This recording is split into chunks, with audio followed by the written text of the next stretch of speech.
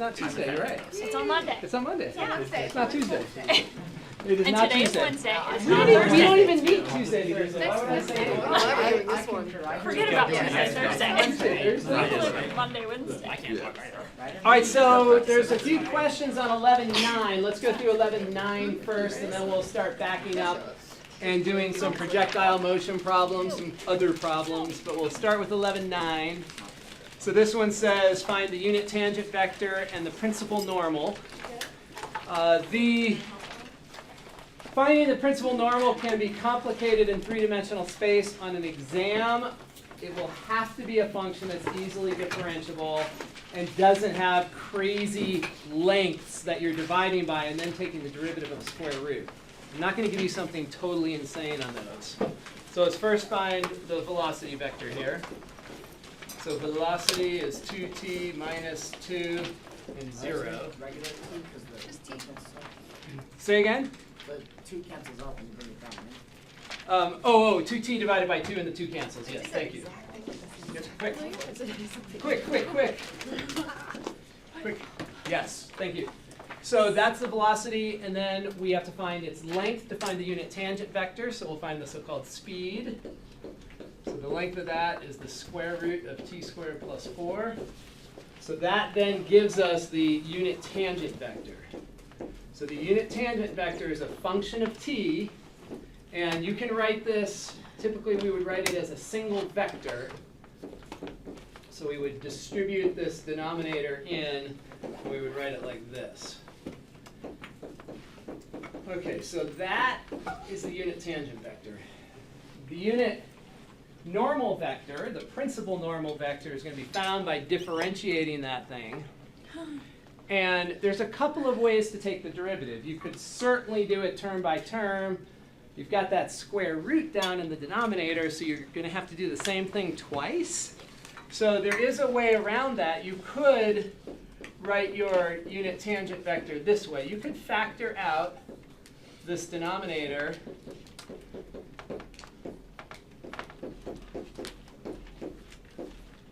and then use the product rule. This is a way to do it. Then you're only differentiating that square root quantity once. So that's one option that can make it a little bit easier. Now again, on the exam, that's the end of the page. I can't.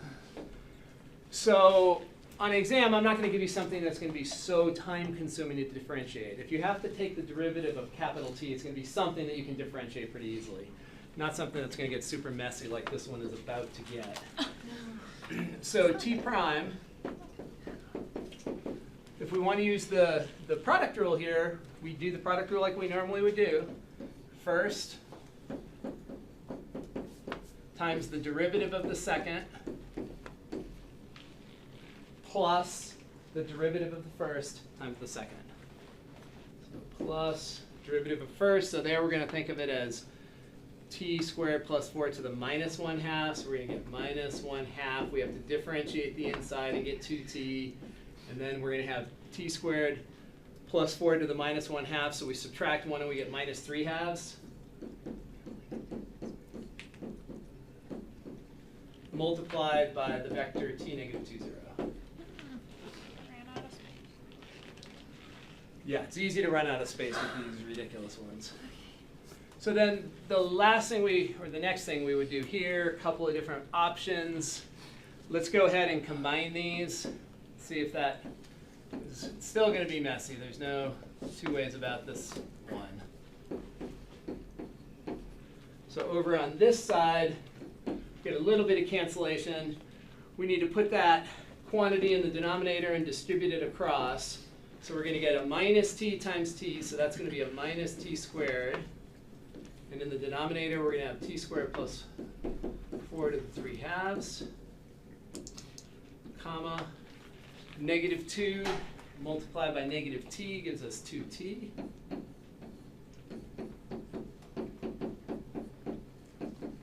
And then a 0. All right, so the last step would then be to combine those two. And to combine those, we would definitely need to have a common denominator. So the easiest way to get that common denominator is to take the first vector, multiply it by t squared plus 4 divided by t squared plus 4. That will give us a common denominator. So this is going to be t squared plus 4 in the numerator, and then the denominator becomes t squared plus 4 to the 3 halves. Comma 0, plus this same thing. Now you can add them. You have the same denominator in both components. Make sense? Everybody follow common denominator? That's to the half power. That's to the 1.5 power. So if we multiply top and bottom by t squared plus 4, we get a 3 halves power. Why is the y 0? Why is the y 0? This y right here? So that's 0 from above, where we took the derivative of a right there is our t, so t prime, the derivative of t is 1, the derivative of that is 0. Oh no, I just need the last one. Why is that y 0? That one right there? We're just pulling this down. We haven't added yet. Oh, okay. Yeah, these, we're going to add next step. Yeah, yeah. Now we get it. So we're going to add this x component to this x component. The t squareds cancel.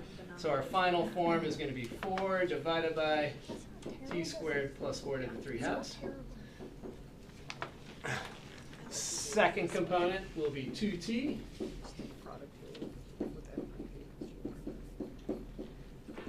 It's comma 0. So there is our t prime.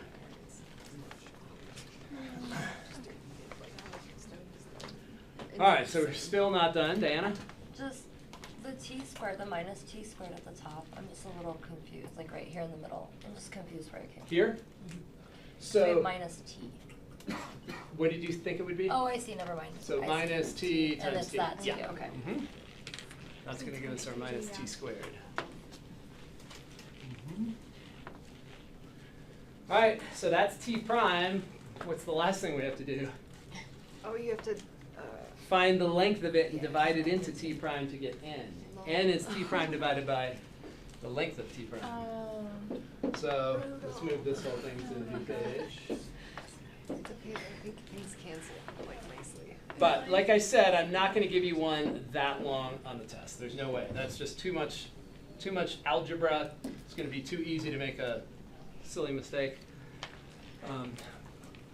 But let's just go through this. We can go through it fairly quickly. So the length of t prime is the square root of the sum of the squares. So we're going to square root all this. We're going to get 16. What about in the denominator when we square that? Do you get t squared plus 4 cubed? Yep, t squared plus 4 cubed.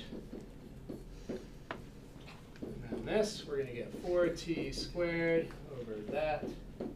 Same denominator. Take the square root of all that. So in the denominator, we're going to end up with t squared plus 4. In the numerator, we can factor out a 4. 4 comes out of 16 and 4, so we can bring it out as a 2. We get a square root of 4 plus t squared. Isn't the denominator above those cubed?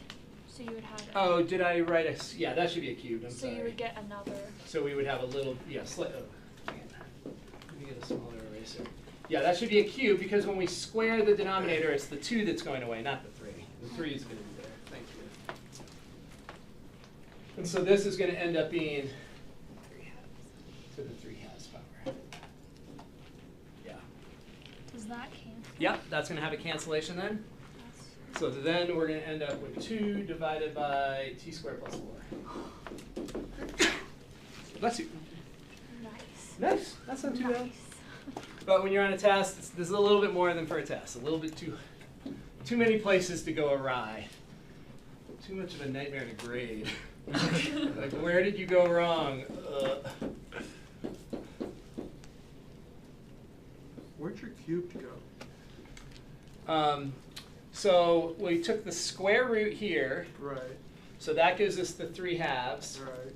Right? So this is a 1.5 power in the denominator and a half power in the numerator. So the half power cancels out, leaving us with a 1 power in the denominator. Okay. Make sense? Yes, the math. Yes. Yes. The math. It's the math. It's the math. Yeah. And so now we can find our normal vector pretty easily. We're going to divide everything by that or multiply by its reciprocal. So when we multiply by the reciprocal there, we're going to end up with 2 divided by, that's going to be in the numerator, so we're going to get a square root of t squared plus 4. And then the second one, the 2's will also cancel. We'll get that. And that. You should at least get the third component right. Right. That's the answer. That's worse. And I feel like we lost a minus sign somewhere. Maybe not.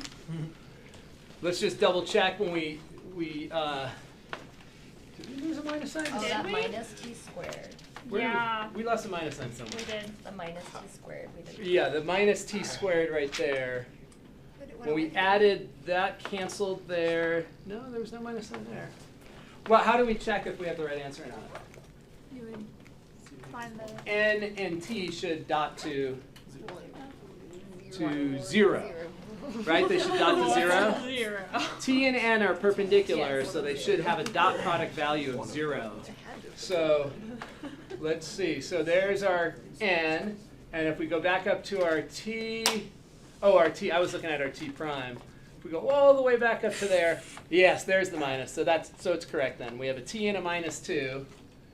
And so here we're going to get a 2t and a minus 2t. So it will be dotting to 0. So yeah, there was when I looked up to look for the minus, I looked right there. I needed to go all the way to the top.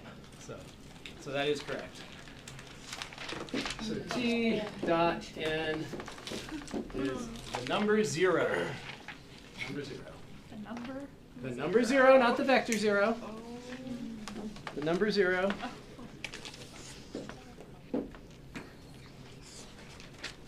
Okay, any questions on, yeah? So n's just the unit tangential. T is the unit tangent vector, n is the unit normal vector. And it's the one that we look at geometrically, it's the principal normal, so that means it points inside. So when you're envisioning this setup, it's like this.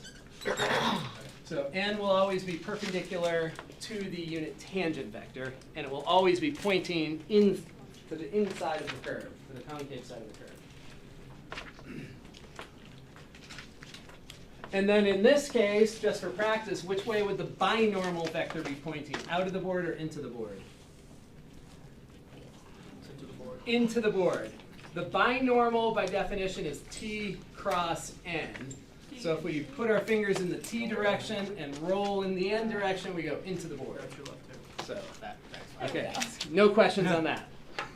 My left hand. That's not I this one. refuse to answer questions on that. So I know exactly. Right hand rule, why can't they use my All right, so let's do another one here. It says, consider the following trajectory of a moving object. Find the tangential and normal components of acceleration. So just a refresher, when we are dealing with dealing with motion, and we're imagining our velocity vector somewhere. So we'll suppose that's our velocity vector. The movement along that path is either accelerating, decelerating, or staying constant. It all depends on where the acceleration vector is. So if I drew the acceleration vector like that, it's always going to point to the concave side of the curve. This would indicate a situation where we're slowing down. The acceleration is dragging on the velocity, so it's slowing. The velocity is decreasing, which means it's decelerating. Can you tell that by the obtuse angle? Obtuse angle. So if you look at A dot V, if it's negative, you're decelerating. If A dot V is positive, you're accelerating. And then we want to find the so-called, these tangential and normal components, but they're numbers. They're scalar components, not vector components. Do I need to explain that? The difference?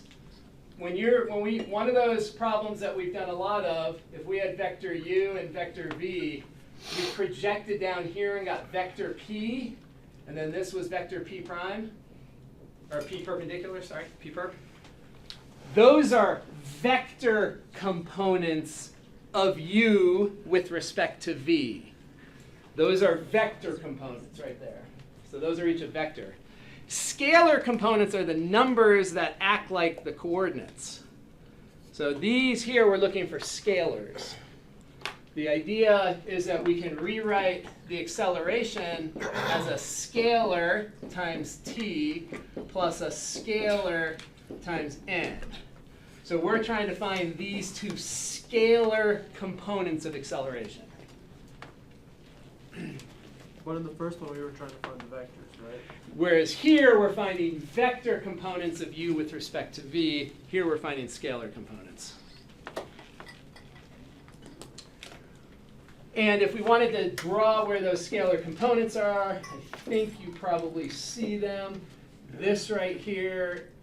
So the magnitude of that vector and the magnitude of that vector will give us the numbers that we're looking for. Except the one's going to be negative. The a dot v piece is going to be negative. So these are the vector components of A, and then we have to just figure out what the scalar components of those are. All right, so it's easy enough to do this as long as you remember the formulas. So first, let's go ahead and just find v and find a, and then we'll talk about the formulas. So finding v is the derivative of position. Looks like we have a product rule here. So we have first derivative of second plus derivative of first times second.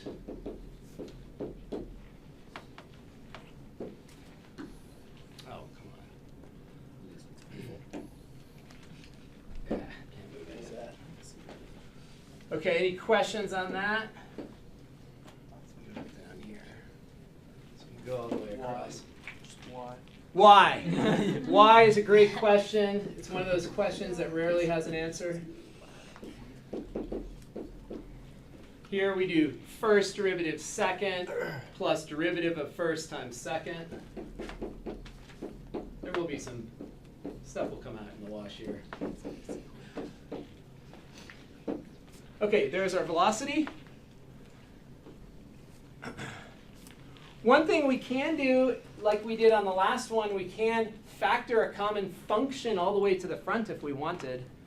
That definitely works. So you could pull 11e to the t out and then do the product rule. That would probably be a little faster than this method. So now we have to do a. So a, we have to do product rule twice here. So we're going to do first derivative second plus derivative first times second, and then first derivative second plus derivative first times second.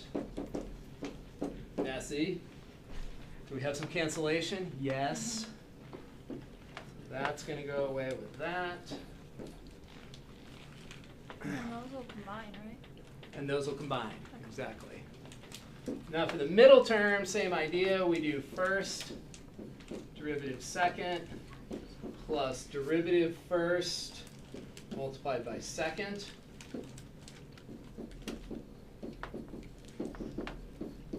Plus first derivative second, that's going to end up being a minus. Plus derivative first times second.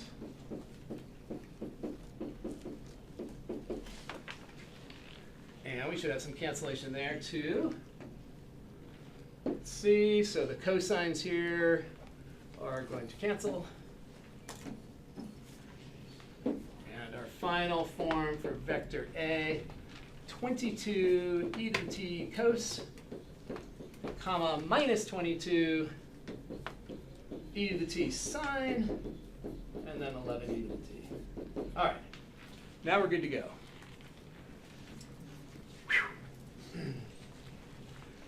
Time for a break.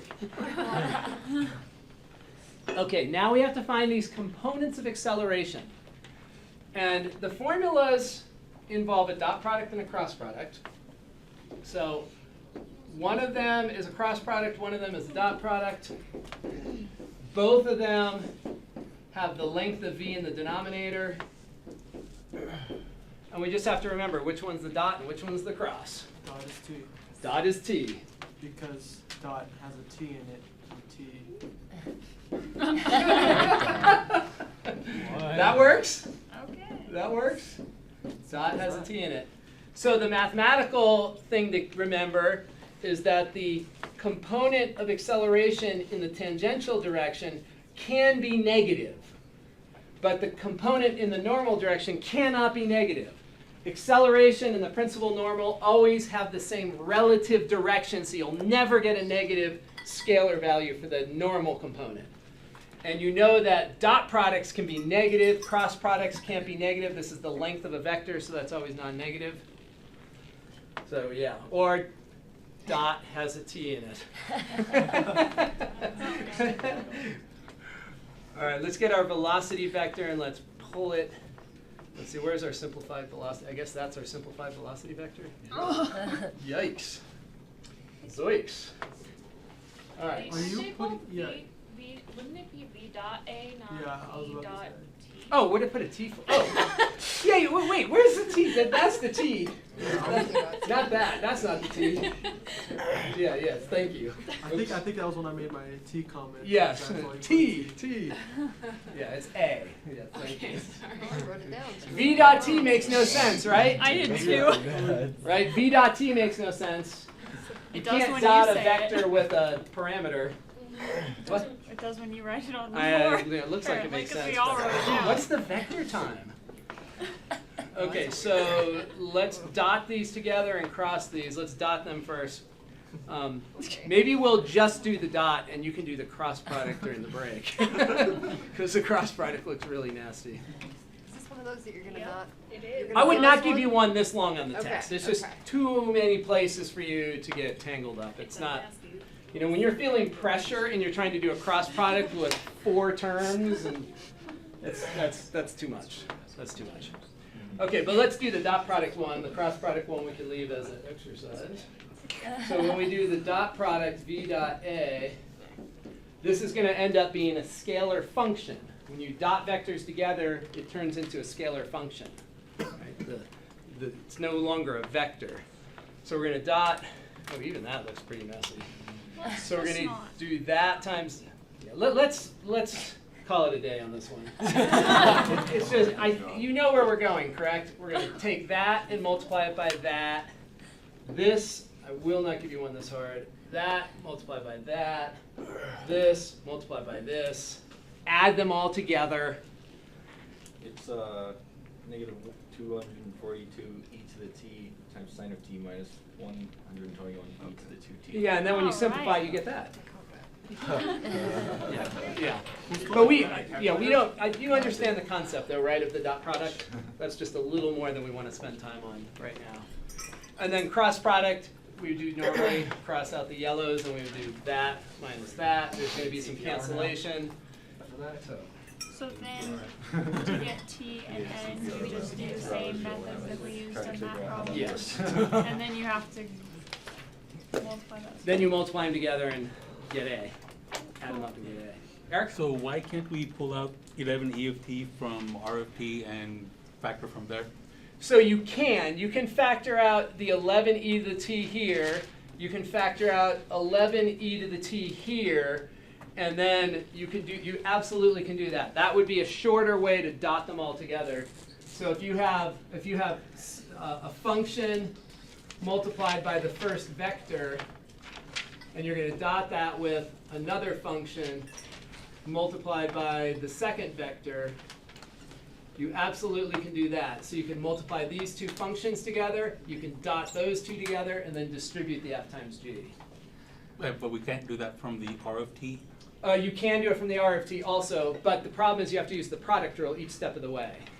So when you're up here and you're finding, so when you factor that out right here, you absolutely can factor that out. You just have to remember that you need the product rule still. So if you came up and you wrote R as 11 e to the t times sine cosine 1, sine cosine 1, when you go to find v, you've got to do first, derivative of second. I know the signs are wrong, hold on. So first derivative of second plus derivative of first times second. So you still you have a it's still going to be kind of messy. You have to use product rule. So there's no way to really Not make be it messy. Yeah, not with these functions. Yeah. So the B equals T cross N, those are different than actually finding the components, like they're separate like we won't have one where they're. Those are separate problems. Okay. So the question is either going to say find B, the binormal, which is just T cross just N, and this is finding the components of acceleration. So then you can, so there's a few different types of ways they could word problems, but that's the essence of it.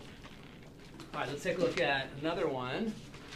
So this, what's that one? That one is 67, that one's 24. Let's move this one to a new slide. Cut. Paste. Go back. All right, so this guy. So here we have the unit tangent vector. They've given us the principal normal. We know the curve that we're dealing with. And we want to find the binormal vector and the torsion. So on the test, like I said, binormal will be given to the definition for the binormal and torsion will be given to you. Those aren't quantities I expect you to remember. Although binormal is pretty easy to remember, T cross N, but I won't ask you to memorize those. Those are quantities that you use a lot more in physics than you'll use here. So the binormal, when we cross these two orthogonal unit vectors, we automatically create another unit vector. It's like you do I cross j, you get k. The cross product of two unit vectors is going to be another unit vector. So you don't have to worry about normalizing anything. You can just cross them and you're good. So T cross N, these are two-dimensional, so you automatically know this.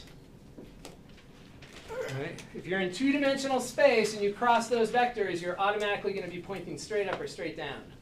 So if you're dealing with vectors in two space, the cross product is always 0, 0, plus or minus something. All right. So then we, if we want to write one under the other or whatever, you can kind of visualize it in your head. It's going to be this times this. So that's going to be minus t squared. When we multiply those together, the denominator becomes t squared plus 1. That times that. And then minus 1 over t squared plus 1. Uh-oh. Oh, it's a good thing those things are indestructible.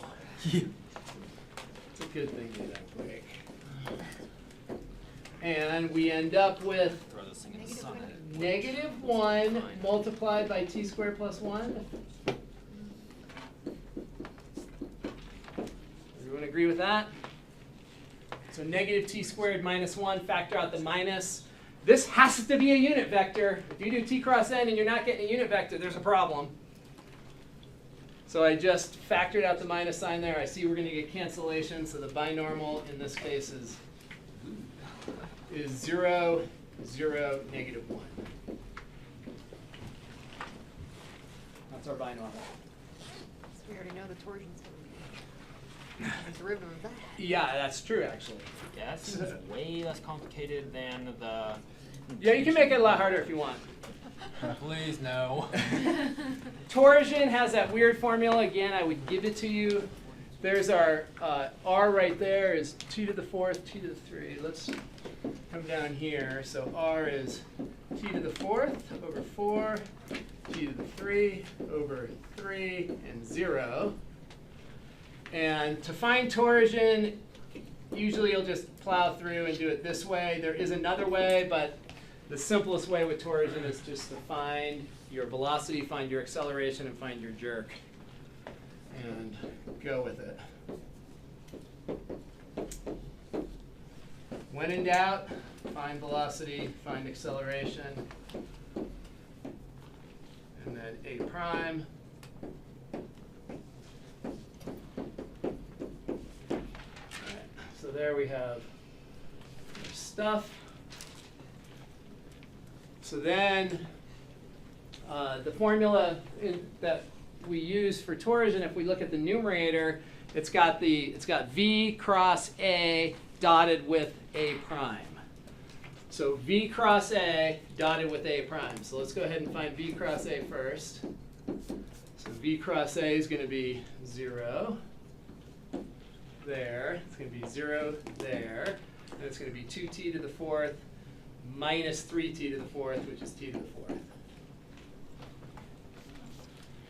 Wait, No, I subtracted wrong. Plus? Yeah, exactly. So it's going to be 2t to the 4th minus 3t to the 4th, so that's minus 1t to the 4th. So it should have a minus. And then the length of this, which we need for the denominator, is t to the 4th, square rooted, right? So everyone follow it? That's the length of that. If you square, you get t to the 8th, but then you take the square root of it, so you get back to t to the 4th. So that's the length of it. And then we have to do v cross a dotted with a prime. That's going to give us 0. And so our torsion formula, we have this in the numerator. We have the cross product in the denominator, squared. Doesn't matter. It's going to be 0. So what geometrically, what is torsion again? Torsion is the twisting out of the plane. And the curve that we started with was in the plane, so it's not twisting out of the plane, so it's got to have 0 torsion. Okay. It's just like if someone says, what's the curvature of a straight line? It's not twisting, it's not turning, so it has no curvature. So if you've got a plane curve, it's got no torsion because it's not twisting out of the plane. Is this a similar relationship to derivative of a position is velocity type? Yes, so first you go from the original curve to curvature, and then you go from that to torsion? Yes. Okay. Mm-hmm. Yeah, and so the only way we're going to have any non-zero torsion is if you have a curve in 3-dimensional space. If you can graph it in 2 space, it doesn't have torsion. I have a quick question. Yeah, go for it. So then, just looking at like RT at the beginning, it Yep. just has those 2 terms, so then you should know that Yeah. it's going to be 0. Yeah. So just like working it out to get to that. Yeah, exactly. So that's the concept that kind of is the summary. Is that, oh, we got 0 torsion. Why? Because the curve happened to be in 2 space. Yep, exactly. All right, let's take a look at this one. So same idea with any of these curvature problems. You go just plow straight into your v and your a, figure out your velocity. So we're going to pull down the 2. That's going to cancel. We're going to get, what, negative 5t. I canceled things properly, and negative 5t squared. And now with curvature, we are going to do a cross product. So we need 3. So we need 3 components. So usually we put a 0 in here. If you wanted to wait, you could put a 0 in later. It's not going to really matter. And the acceleration. That. And then the simplest curvature formula to remember is that we're taking the length of v cross a and dividing it by the speed cubed. That's definitely the curvature formula to remember. Do we have to remember all of these, or are you going to give us all of these? I'm going to give you none of them. So you're going to give them to me. Yeah, you need to know your curvature formula. The ones I will give you for binormal or torsion. Curvature, so the ones you have to know, we'll go through it as we go through each section. So the projection ones are big ones. A sub t, A sub n, and curvature are the next ones. So those are the 5 that I think of off the top of my head that definitely show up. And then the equation of a line. So R of t is equal to Vt plus R naught. Kinematics. Which one? Kinematics. The projectile motion.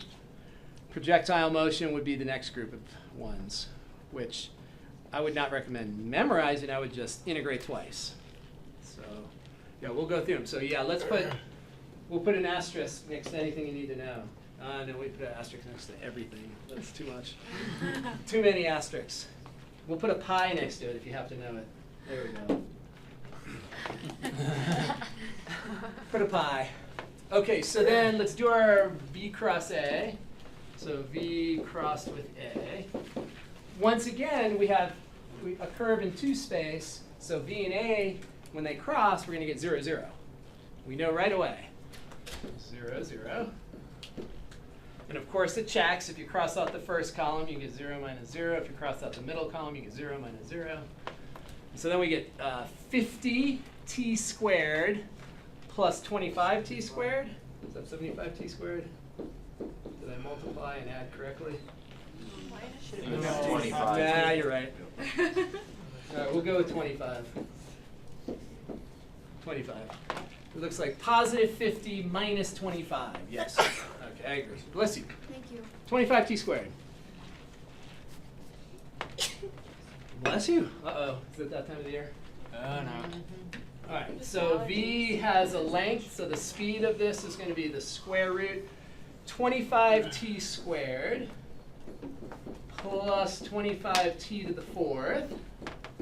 We can factor out 5t through the square root, and we're left with 1 plus t squared, I think. That's right. Everybody agree with that? Factor out 25t squared, it turns into a 5t on the outside.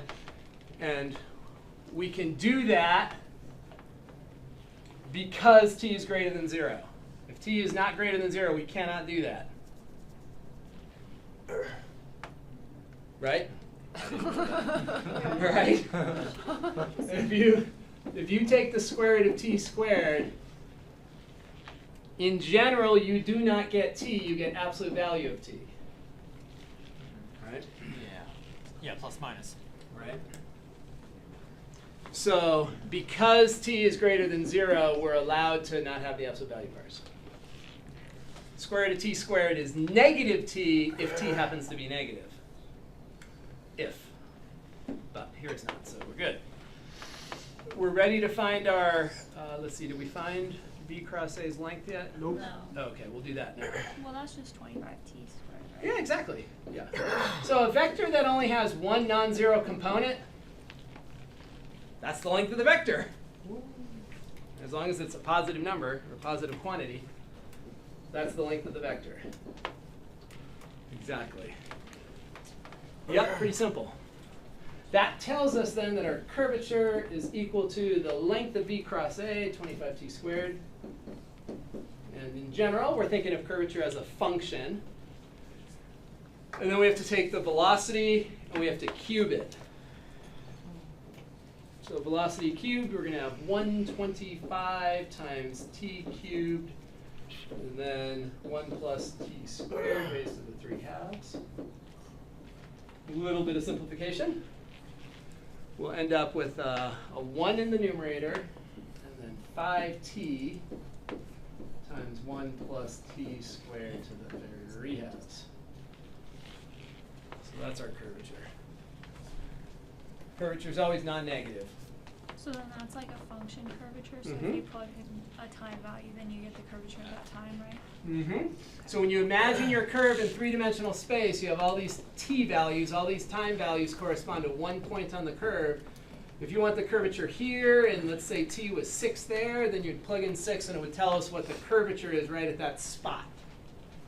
And that curvature is going to correspond to the osculating circle, and the curvature will be the reciprocal of that radius. In the homework, I did see that they spelled osculating wrong in one problem. They called it oscillating. It is not the oscillating circle. It's the osculating circle with a U, not an I.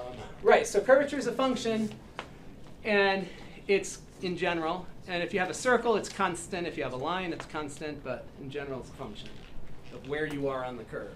Is the guy who came up with osculating and oscillating the same guy who came up with jerk and jounce?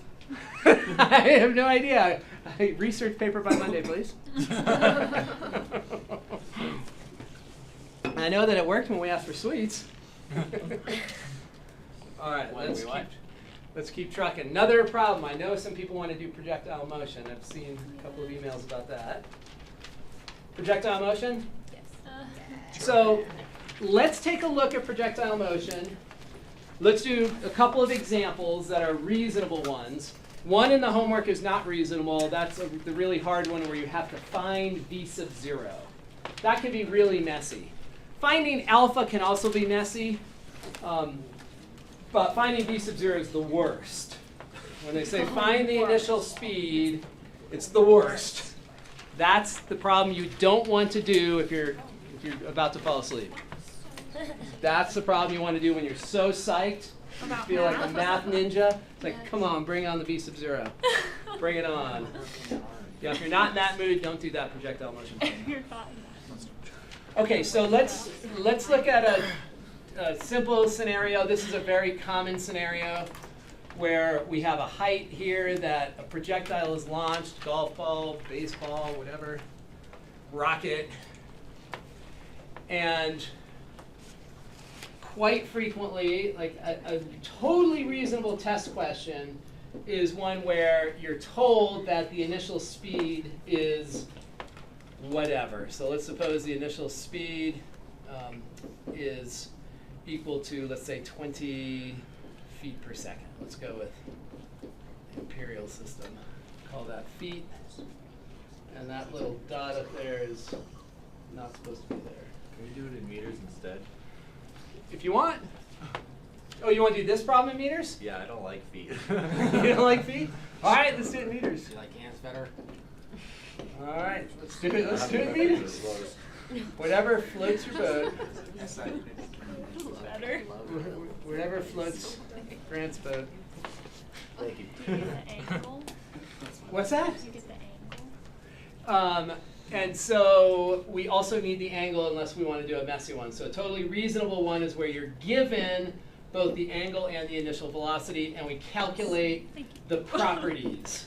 So let's suppose that's 48 degrees. Can I do that in degrees? You want in radians. It's just every time. Don't say gradians. I won't. Every time we do it, every time we try to do one of these problems in feet, like Did you say I always fail terribly because I just put 9.8 instead.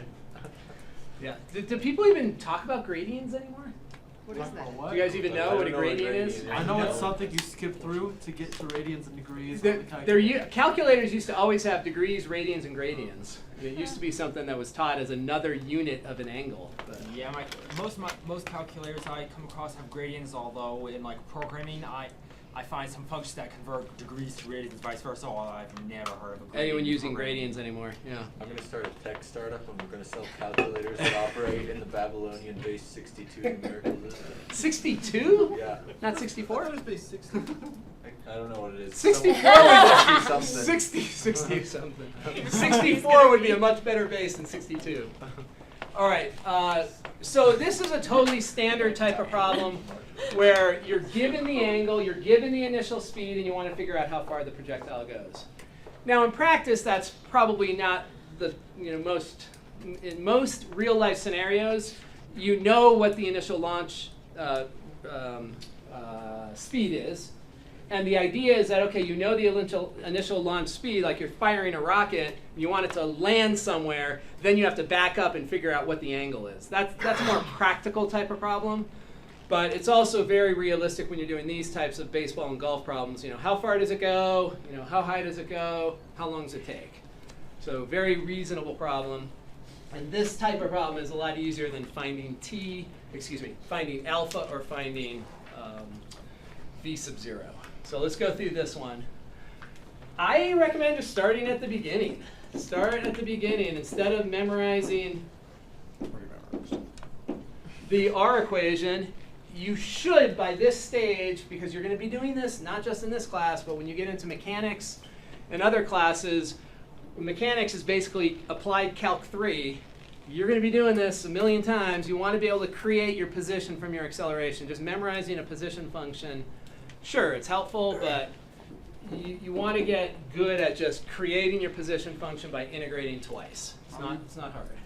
Are we expected to do this in 2 space, 3 space, in class? Either one. Okay, so Yeah. it's reasonable to be 3 space during the test. Yeah, we could be in 3 space. We'll do a 3 space one next, where we just have acceleration has a third component. We can do that. We'll do one of those also. So here, when we integrate, we are going to get, there's a couple of ways to think about it. You can integrate and do your constant all at once, or you can integrate and then find your constant. Kind of pick your poison. The more you do of these, hopefully the more you realize how it works. So when you integrate when you integrate 0 here, you get a constant. Integrate here, you're going to get t plus a constant. So it just depends on how you want to write it. So here's how a lot of people would write this. They would put plus a c, but that constant really is your initial velocity. Right? If you plugged in t equals 0 here, v, let me emphasize that this is a function here by putting the v of t. We only do it when we really want to emphasize that it's a function. So it's a function of t, and if you were to plug in t equals 0, you would get whatever that constant vector is, so that always turns out that the constant vector is v naught, every time. Now, this is the thing about this book that's so scary and very easy to screw up, is that those are not the same. Correct? That one up there is a constant, that one over there is a vector. To get v naught the vector, which is right there, v naught the vector is going to be the magnitude of v naught multiplied by cosine 48 sine 48. So that is the thing that gets very confusing when the notation, same letters for different quantities. So that gets messy. Okay, so v naught, we can distribute this in. And let's just leave it like this. Let's not get any weird approximations at this moment. Let's just leave that alone. Okay, so then we add it over here. So we end up with 20 cosine 48. And if you're the type that has memorized that R formula, you're thinking magnitude of v sub 0 times cosine of alpha for the first component. And then the second component here, we're going to get minus 9.8 t plus 20 times cosine 48. All right, there we go. So there's our velocity. Isn't that sine? And that, oh, sine, I added wrong. Whoops. And I Sine. wrote it again. Sine. Oh. Yeah, sine for sine and second coordinate. And now let's find our position function. So r of t, again, it's a function of time. So we're going to integrate that. And then we also get an initial position vector. Is it clear that the initial position vector is 0, 15? Yeah. So we'll just add that right in.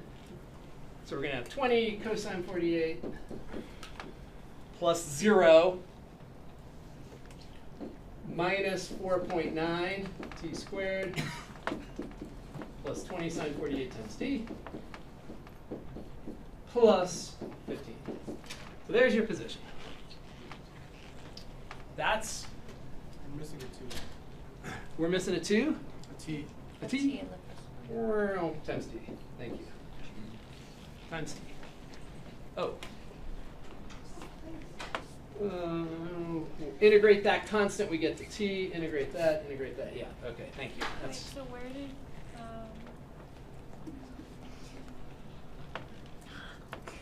go ahead. Question. I'm like struggling to Okay, ask that my 15 came from essentially adding the initial position vector to that Yes. vector, not just adding 15, right? Right, you can Okay. think of it in two like ways. 0, 0, 15. You're adding the vector 0, 15, Yeah. or you're adding 0 to the x and 15 to the y. Cool, got it. So you can imagine adding a constant inside or adding the vector as a whole. Yeah, Got it. absolutely. With the 20 meters per second, so how do we know on the test, like, if we should do what we just did, or if will you give us it to us in vector form, or? So if they were giving you the initial velocity vector, it would look like this. They would say that, and that this is like the one we're going to do in a minute with the 3 space. This is kind of how they did it in the 3 space problems. You know, they would give us, you know, something like that. So I they're remember not that. giving you alpha, right? They're giving you that vector, and then you don't have to deal with alpha at all. So, okay, so if there's a theta and then there's a Yeah. velocity like measurement, then you do what we just did. But otherwise, if it's just a vector form, then we just. Then so right at this stage here, when we integrated, so we calculated the vector form based on alpha and based on the 20. So if they gave us that vector, we would just put that right here. We would have 5 here, we would have 5 here, and if we had a third component, we would put the 10. Okay. Right. We'll do that one next. Okay. Where did you get the times t? Right here. Yeah. So this is velocity here, and then we integrate. So right here, we're integrating a constant. Oh. So that constant gets integrated to a multiplier times t. Okay, that makes so much more sense. Multiplier times t. So if we're in 2 space, the acceleration is 0, comma negative g, and if we're in 3 space, it's 0, 0, Negative g. negative g. Yep. And it's fairly obvious if we're in 2 space or 3 space Yep. because the velocity will be 3 different components in 3 space, Exactly. but only 1 in 2 space. Yeah, that's right. That's exactly right. So Party. if we were dealing with 3 space, usually with 3 space, we're doing this type of thing where they call this east, they call this north, and they call that up. Gotcha. And so then the acceleration, depending on the setup, we're going to use feet this time, that would look like that. And then depending on if they had that extra spin going in the north direction or the east direction, we would put it in. So wait, was that the answer to the last one? No, we're not done. Oh, okay. No, I was just answering your question. I'm sorry. No, we're not done. We're not done. No. Okay, so that gives us our position at time t. So then the standard questions are, how long does the ball fly or the projectile fly? How long is it in the air? And so to figure out how long it's in the air, we need to figure out the t value it takes for when the y value is 0. Right?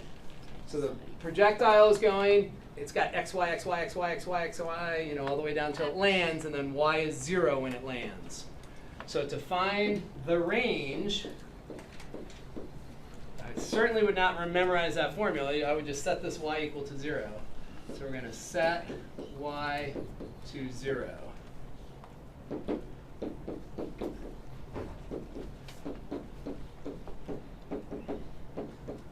so here is where, on the test, I have to create something that's easily factorable. Can anyone think of the simplest way to make this factorable? Can you sort of backtrack up in your mind? What makes this so hard to factor? Minus 4.9. The 15.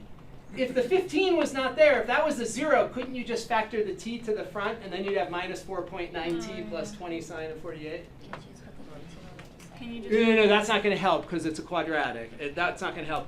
Whenever we have a nonlinear, everything has to go to one side and factor. But if I said launch it from the origin, if that was launched from the origin, there would be no 15 there, and then from these 2 terms, you could factor out a t, and your second term is linear. Right? You can solve for t easily. So that's probably what's going to have to happen, because otherwise you have to use technology. You're not going to be able to solve that quadratic, especially in a test situation. So for me to make that fair, you've got to launch from the origin so that we're not dealing with a quadratic where we have to find that. What about quadratic formula? Yeah, that would be just, obviously you could do that, but it would just be so time consuming, and that would feel like a lot of work when you're in the middle of an exam. So let's just grab a t value real quick here. So minus 4.9 t squared. Oh, we're not there.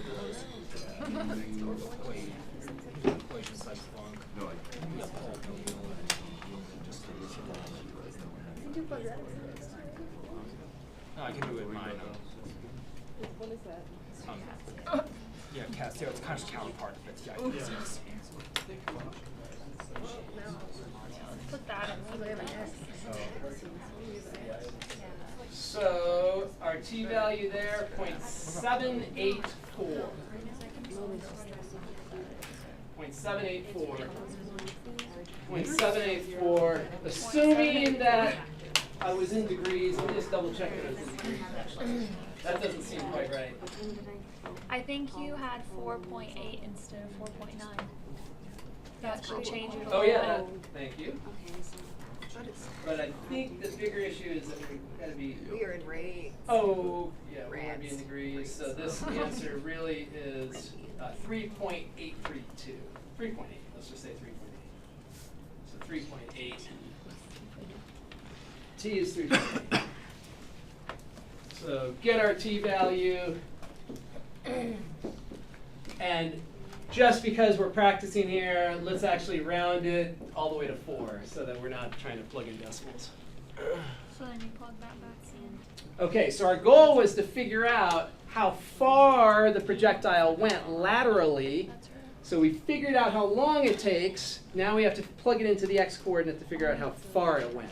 So we're going to take that 4, we're going to plug it right into the x. So this range is going to be equal to 20 cosine 48 degrees multiplied by 4. 80 cosine 48. Type that into your calculator. 53.53. 53.53? Yes, sir. Meters or feet? Meters. In this one. In this one. Okay, so that is how we figure out the distance that the projectile traveled. I feel a lot better about that. So then the next question typically is maximum height. So we look at the velocity, and when it's at its maximum height, It's 0. the y component of the velocity is 0. The y component of the velocity is 0 when it's not at its max height. So we have to come over here and solve that for t. That's actually totally fine because it's linear, so it doesn't matter that the angle is not a special angle. We can easily solve that for t. Let's probably just squeeze it in right there. So t is going to equal 20 sine 48 divided by 9.8. What do we get for that t value? 1.52, so let's just say 3 halves, approximately 1.5. So then we add that to 15, right? Then we do what? Add it to 15. Add it to It 15. started at 15. Yeah, but it doesn't So change the now this parabola. t value, now think That's about seconds. the r, Oh, we're seconds. We're seconds. Oh, yeah. seconds. That's a time. That's time. That's a Okay. time value. Okay. Time value. Oh, that's high. But so that r value is telling us our position. It takes into consideration that we started at 15 high.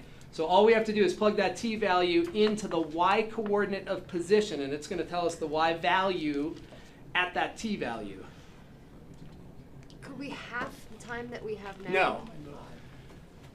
No, Because we're not starting at the origin. because we have no symmetry. Ah, okay. But if I give you one on the test that starts at the origin, Yes. yes, then you could. Yeah, but here, no symmetry though. Right, so it's going to be not quite as easy as that. But if you started at the origin and if you start and stop on the same level, then yes, you can do that. So then to find where Max. it's at max height, you plug that into the y component? Yep. So the y max is going to be, what did we say, it was 3 halves? So we're going to come down here.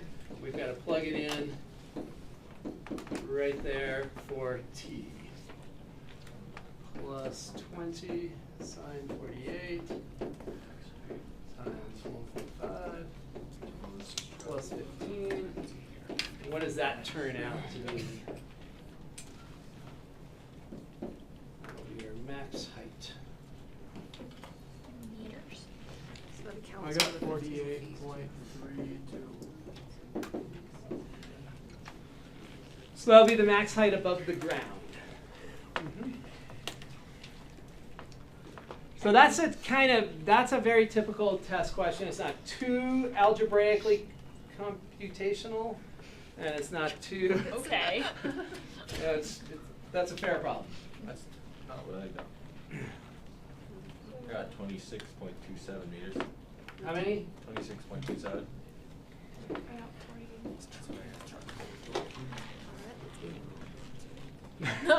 Or It's not my fault if you can't type into the calculator. Which one is it? So what's the time of flight in this one? So the time of flight was the t value that we found right here. Okay, I just wanted to make sure that was the right one. Yeah, that's the time of flight. Okay. So that's how long the object is in the air from when it launches to when it lands. Yeah. Okay, so random question. Say you launched from the origin and then it landed at -15. Mhm. How would that change what you were doing here?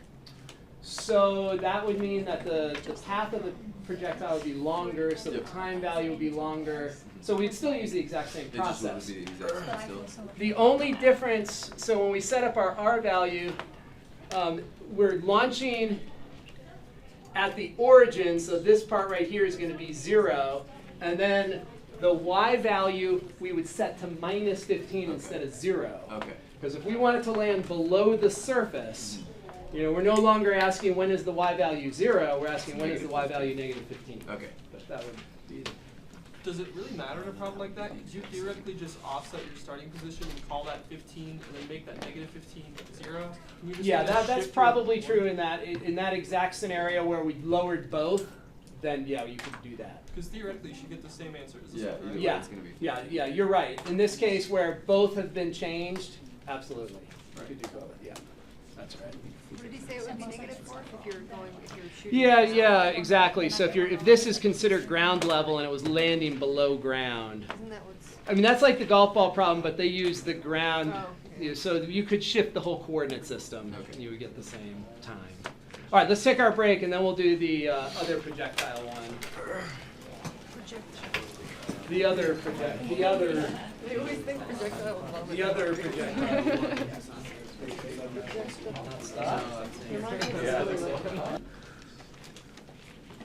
We're going to imagine the coordinate system like this, and we're going to put an acceleration in either the east or the north direction. It doesn't really matter where we put it.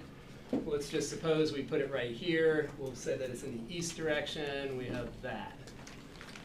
So then we have an acceleration in the east direction. We have no acceleration in the y direction or the north direction. And then we have 32 feet per second squared down. That's just gravity. That's just gravity. Yeah, so if we're in the imperial system, we'll use 32 minus 32. Metric, we would use minus 9.8.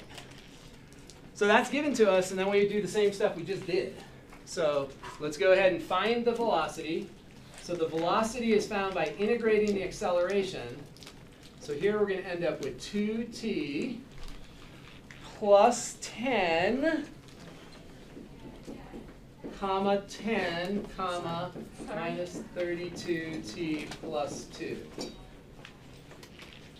So when we integrate acceleration, we get velocity, and then the initial velocity vector gets added in as the constant vector of integration. So that'll be our velocity. Samantha? Where did that 2 come from? That 2 right there? No. This one? Yeah. This is given. So this would be given to us. We'd be told that the acceleration has a 2 meter per second squared component in the, I guess this way, east direction, 0 in the y, and 32 down. So that's given. And this is given. So then we would find our v. We'd find our r. So to find r, we're going to integrate this. So we're going to get, we just do what you normally would do. And we have to add our initial position. So let's just suppose that we're starting at the origin. So the initial position, r0, is the origin. So when we integrate this, we're adding that 0, 0, 0 to this. Now we've got that.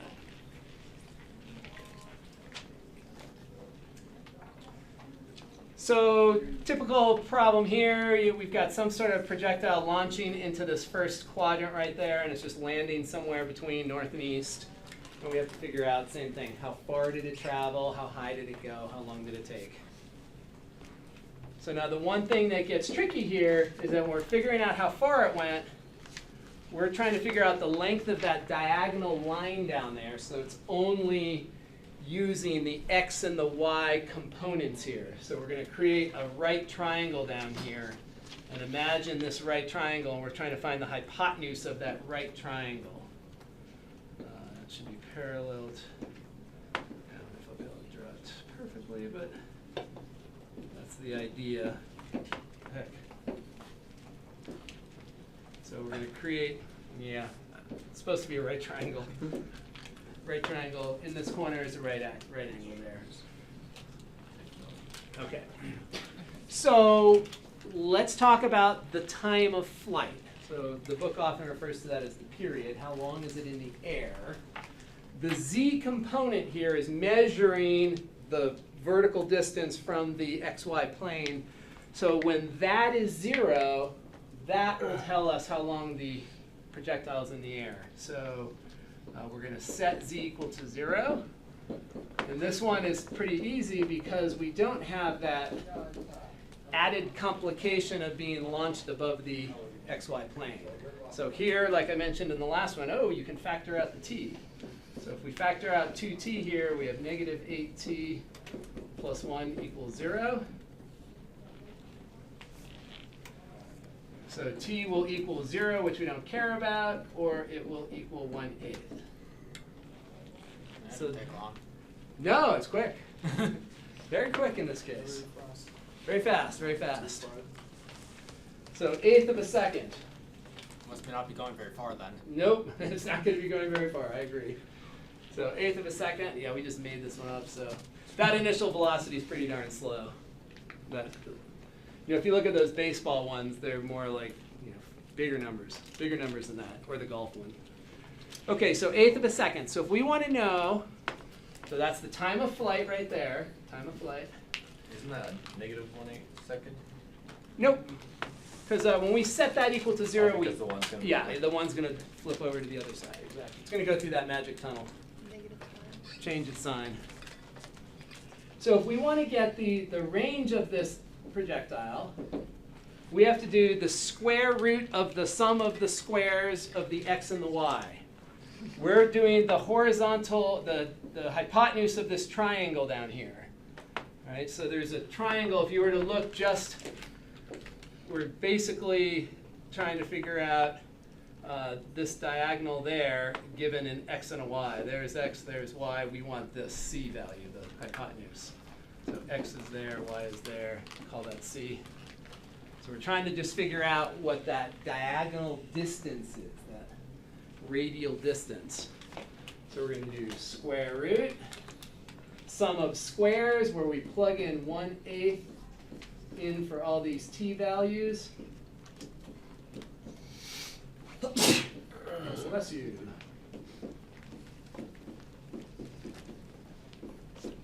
So that's what we're doing. That's what we would simplify. Does everybody see? Let's make sure. So there's the x value. There's the y value. We're plugging in and squaring, plugging in and squaring, adding them together, taking the square root. That'll be our range. So our range will be, question? Are we supposed to graph that last problem too? I know that's way too far out. No. We can go look. Squared. Oh, crud. I can't use this thing. Whatever that number is. Somebody tell us what that number is. 1.7788. I'll stop there. 1.78. Okay, so not very far. What were our units? Feet. So this is like the flea circus. 1.78 feet. Kind of far for a flea. Oh boy, they can jump these days. And then Are they getting better at it? some of them. Okay. The ones that train. All right. What else is another standard question? We found the range. Oh, the max height. Max height. And what about in this case? Just divide it by 2. Yeah, because we have symmetry here, the max height is going to be it's going to occur at a t value, exactly half of that t value. So our max height. So t is going to equal half of that, whatever that is. Well, don't you want it in 1/8. half of 1/8? Yeah, I thought we were doing half of 1/8. Oh yeah, 1/16. Yeah. Oh, why was I dividing that? That's a terrible idea. That's a terrible idea. Yeah, 1/16. Thank you. 16th of a second. Right. And then we'll plug the 16th into the z component to get the max height. So the z component is Of 5/8 velocity, of an inch. 5/2. Or sorry, 5/8 of a foot. not of the position, of velocity. We're gonna no here In position. position. Position, because position tells us how far we are east, how far we are north, and how far we are up. So that z component of position is measuring the distance above the xy plane. So if we want to know how high we are, we're going to plug it in right there. I got it 16. 16th. No, like that's the answer.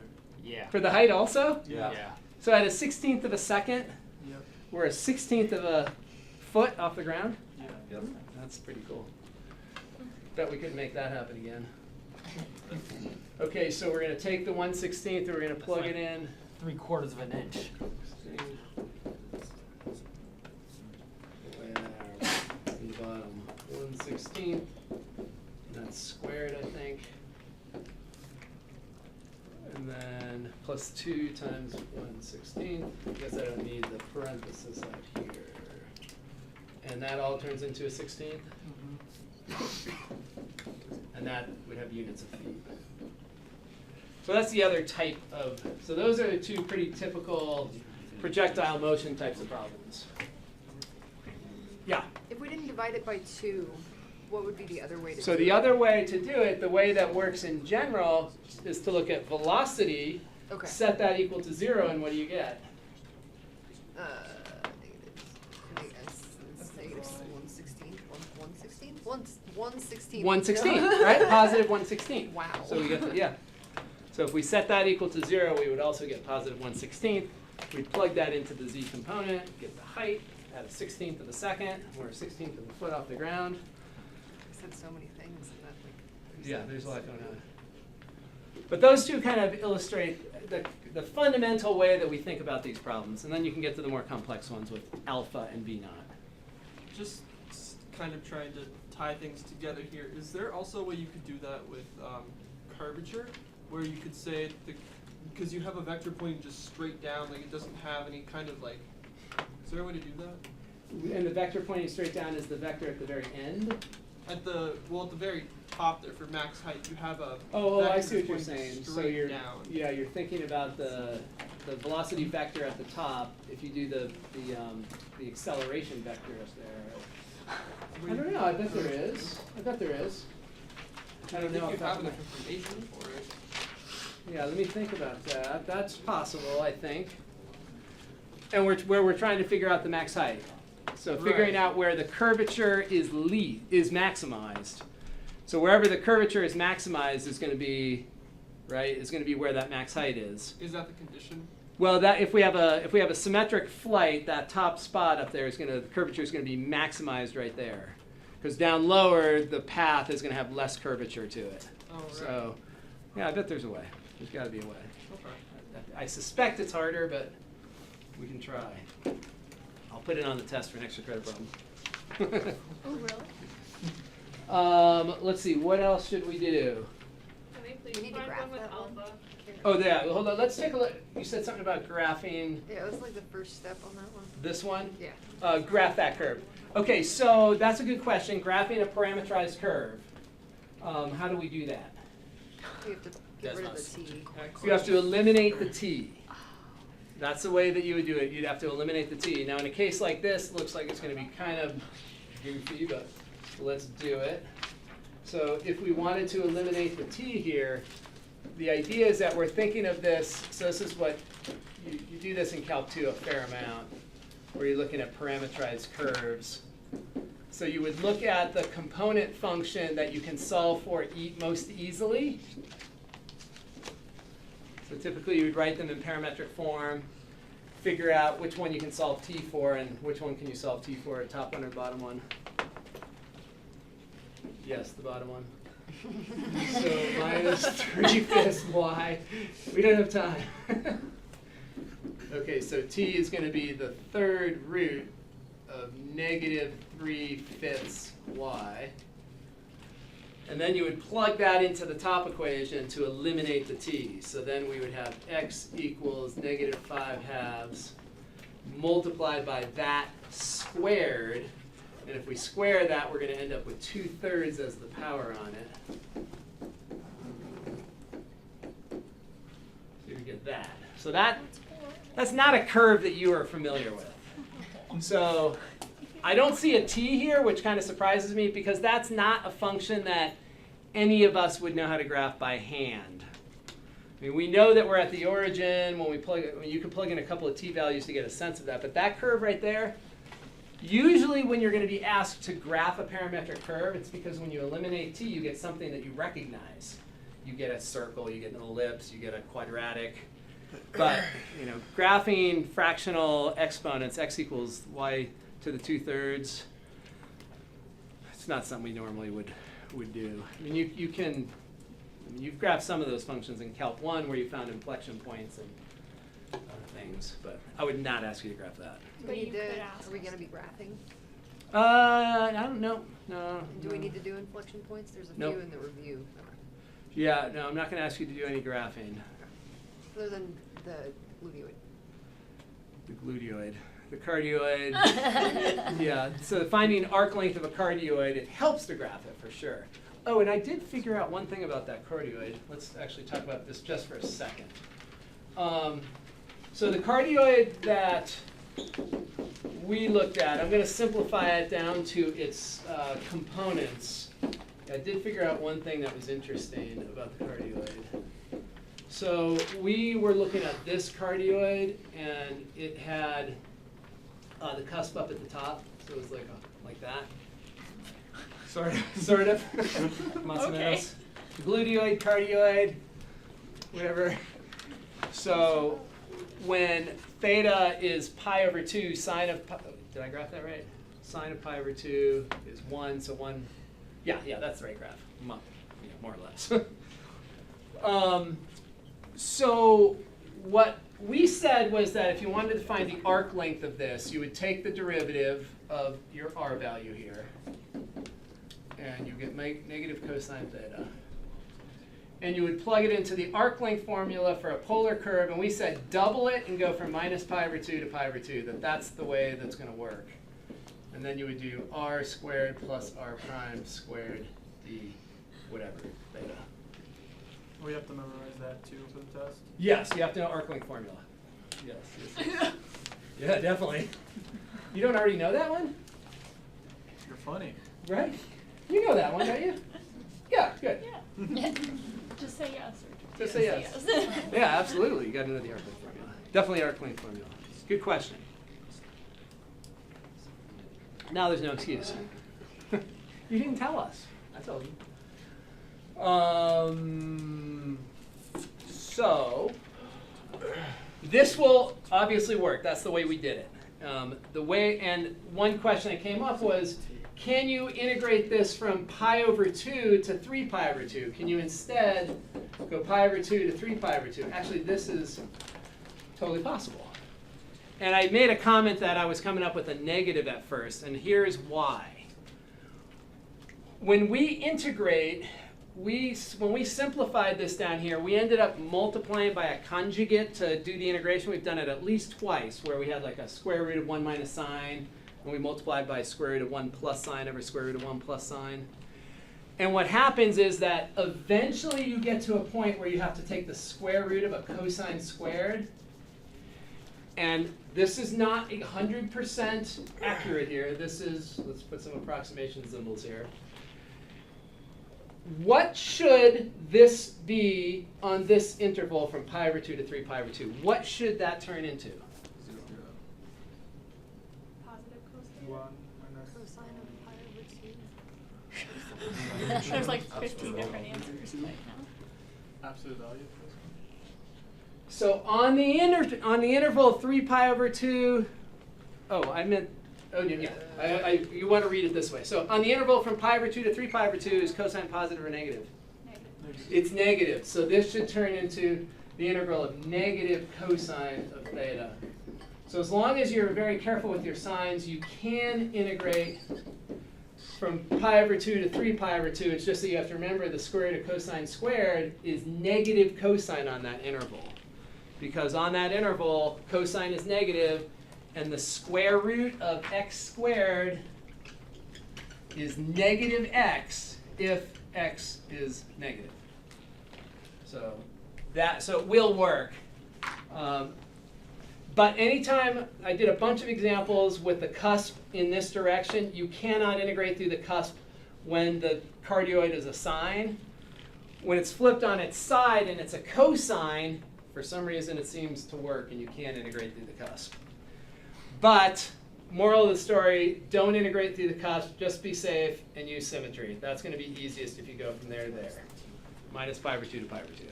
It's going to be easiest, and double it. Okay, another one that we want to look at. Rachel, you have one? Oh no, did some find alpha? Of which one? The projectile motion ones, where you have to find alpha. Oh yeah, okay, so let's set this up because it's a great exercise, but we won't actually go all the way through because you have to use technology. So to get the alpha, so here is a typical scenario. So like on the test, you would give us one that was like find alpha, but you wouldn't make us go all the way through. Right. Okay. Just set it up. So let's suppose we have something like, we have a projectile. Let me just draw a picture just so I have it in my head. So the idea would be something like this, and we want to go, say, 1,200 meters. And we're going to start at a height of, say, 10 meters. Okay, so the idea here would be that we know our initial velocity. We know that we can launch this thing at whatever. Let's pick a number. So we know that we can launch this at, say, 100 meters per second. So then the question is, we want this thing to go exactly 1,200 meters. Our launch velocity or our launch speed is determined by, whatever, the rocket, the chamber, the whatever it is. We can't modify that. Our object launches at whatever speed it launches at, but we want to make sure that the range is 1,200 meters. So we need to know what is the angle that we should aim this thing at so that we get a range of 1,200 meters. So it's a very practical type of problem. And the way we're going to set it up is to, again, start with acceleration.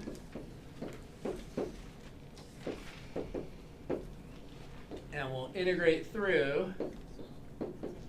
And when we integrate up next, we have to add the initial velocity.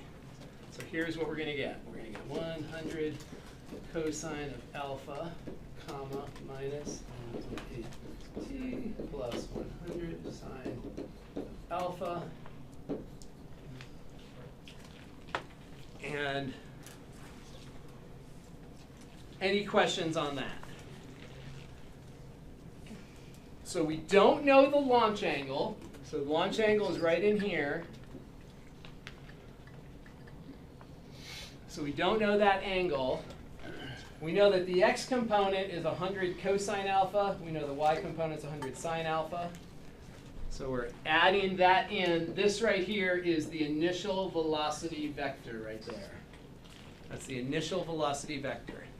So let's maybe write that just up here. So the initial velocity vector is 100 times cosine alpha sine alpha. So that is a scaled unit vector. Cosine alpha sine alpha is a unit vector. We scale it by 100 to get the initial velocity vector. And then our R value, we integrate again. 100 cosine alpha times t. And then we integrate this one, minus 4.9 t squared plus 100 sine alpha times t, plus, we have to add the initial position, which is 0, 10. So a 10 gets added over here. So that is your position vector.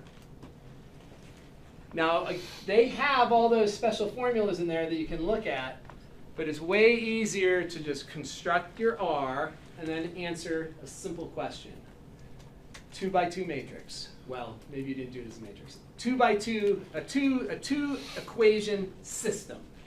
You know how to solve a 2 variable system. And you have a 2 variable system here because, and the book does not show it this way, but this is the most intuitive way to think about it. This point right here is 1200 comma 0. That's x, that's y.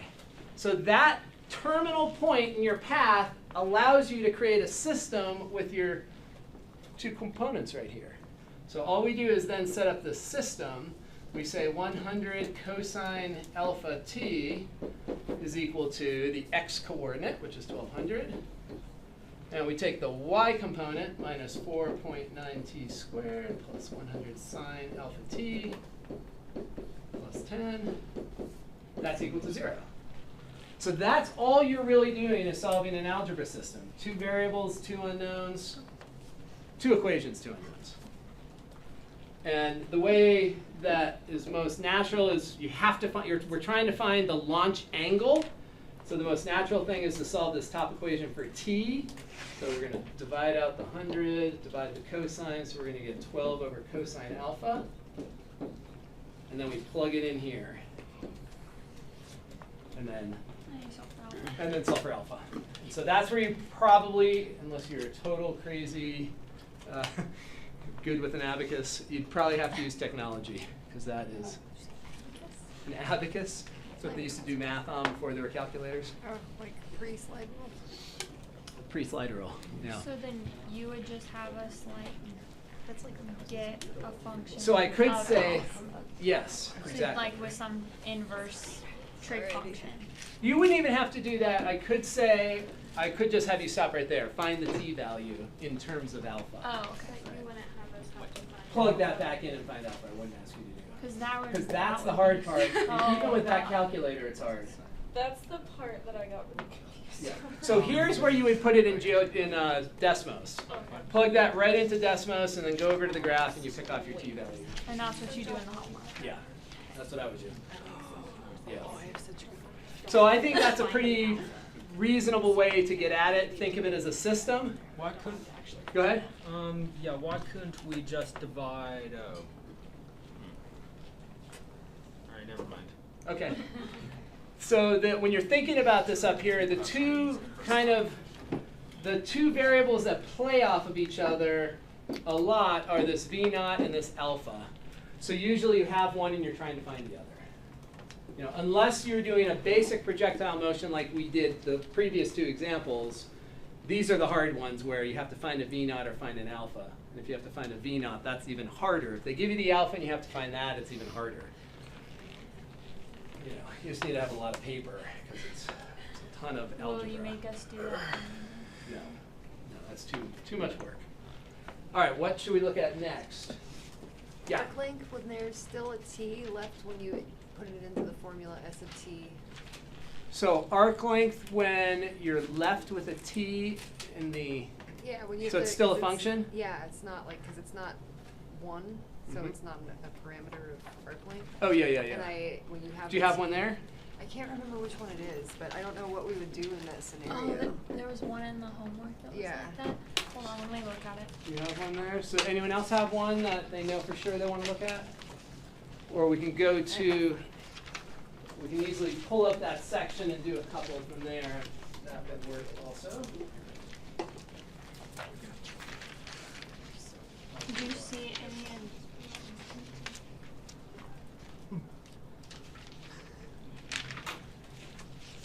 Because there were only 6 in that one.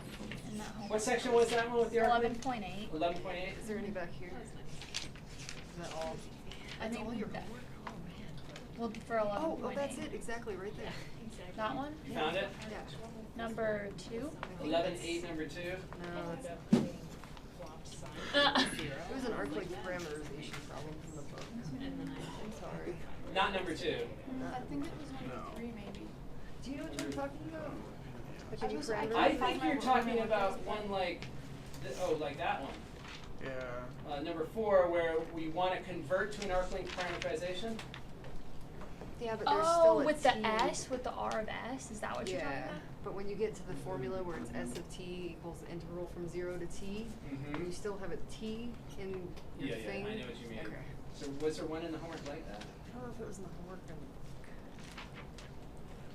Do you have your book right there? Because I know one. If you have your book, I can pull it out. I know one you're talking about.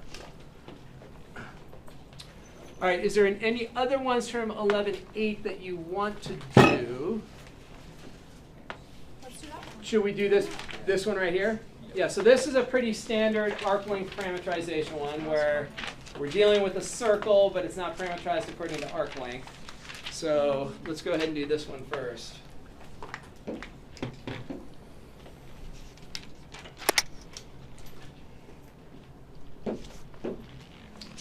And, oops. Really close somewhere.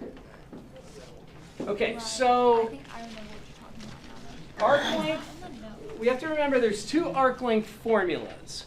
There's the arc length, the typical formula. So this is the arc length formula. And usually they say from A to B. And we integrate 1 plus the derivative squared. So this is the arc length formula. Bless you. And then we have the arc length function, which goes from A to T.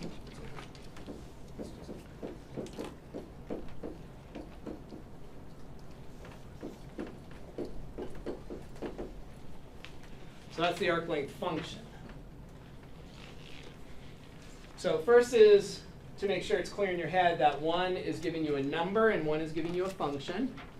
The one on top, the x, is the integration variable. That's a dummy variable because in the end you're going to plug in the b, plug in the a, and there's going to be no letters left.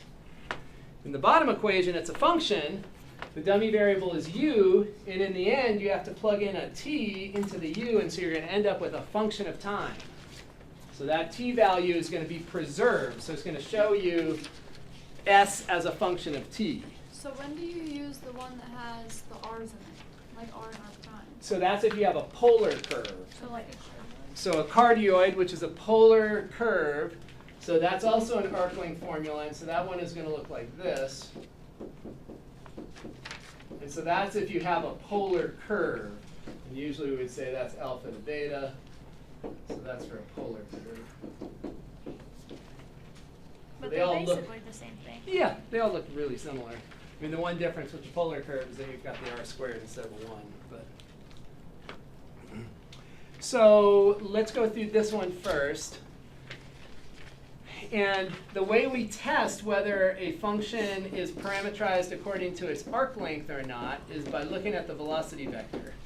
The velocity vector will have a constant magnitude of 1 if it's parametrized according to arc length. It will be a unit speed curve. So here we notice, oh, no, we get 3. That's going to be the velocity here. So then, the question, so it's not a unit speed curve, it's not parametrized according to arc length. So then it says figure out the arc length parameterization. Now we've done enough circles that you probably know what you're supposed to do. Oh, divide the t by 3. But let's suppose you don't know that. So then you're saying, okay, well I need to figure out how to convert the t to s. S is usually thought of as the arc length parameter. T is a general parameter. So the idea is, how can we replace the t with an appropriate value of s? And so we do the same thing where we integrate, instead of 0 to pi, if we were finding the actual length of this curve, we would integrate from 0 to t. And then we're going to integrate the velocity with respect to a different letter, because you don't want to have these two shouldn't match. If you're super careful, you can make it work, but you really shouldn't be having these match. A limit of integration is different than a variable of integration. So then we integrate here, we get 3u from 0 to t. That's going to be 3t. And I'm going to erase this L and make this an S. So this is a function of t. So I'm going to write this as S of t. So that's the way, it's a better way to write it if your goal is to figure out how to replace t with s. So now we have that s is equal to 3t. So we solve that for t. T is equal to s divided by 3. So that tells us that if we go to the original parameterization, that's how we're going to convert it. We're going to rewrite this as a parametric curve as a function of s. And we're going to put they had sine first, right? We're gonna put sine of s divided by 3. They had cosine first. Oh, they did have cosine first? That's not how I have it written. Oh, that's the velocity. Sorry. Oh. Yeah, we got to go back to the original function. So 3 cosine t. Yeah, sorry. 3 cosine t. And then, was it minus 3 sine t? It was positive. So we get that. So that's going to be our parameterization. It's now parameterized according to the arc length. So that means as you increase the parameter by 1 step, if you go from 2 to 3, and then you go look at the curve, you increase your distance by a unit of 1. Because you changed it to that. It Yes. wasn't like that. It was not like that before. So in the with the general parameter t, if you increase the parameter value by 1, you don't increase the distance by 1. But when you're parameterized according to arc length, you increase the parameter by 1, you increase the length by 1. So if you go from s equals 0 to s equals 1 on the curve, that's going to be 1 unit of length. S equals 1 to s equals 2, that's going to be 1 unit of length. S equals 2 to s equals 3 will be 1 unit of length. So totally different. And now let's figure out what the s interval has to be. So s is going to come from the interval. S will be an element of the interval. So we come back up here. We replace the t with what it's equal to in terms of s. Multiply everything by 3. And that tells us that the s interval is going to be 0 to 3 pi. So come back down here. S will be 0 to 3 pi. So if we go into a graphing utility and we graph the original the original parametric curve from 0 to pi, or graph this one from 0 to 3 pi, we'll get the exact same curve. But it will be parameterized differently. There's an infinite number of parameterizations for any curve. And what's the point in doing all this exactly then? Then we have an arc length parameterization. And it's fun, right? Arc length parameterizations are useful for some abstract reasons. For computer programs that will never see the actual code of, right? Maybe. I don't know. I got to think of some good applications. I mean, the idea is that if you parameterize according to arc length, the main application that we had was that then you can create the curvature formulas. But the idea is that if the tangent vector is always 1 unit long, then as it's moving along a curve, the only thing that's changing is the angle and not the length of the tangent vector, the velocity vector. So it's used more in a theoretical way. Although pretty much define curvature. Now rather than using an arbitrary parameter, we have parameter in terms of an arc of the arc. Mm-hmm. Okay. Bless you. Okay, so that would be our arc length parameterization. Right there. Okay, should we do one more of those? So arc length parameterization. Let's take a look at, that one's too, let's look at 44.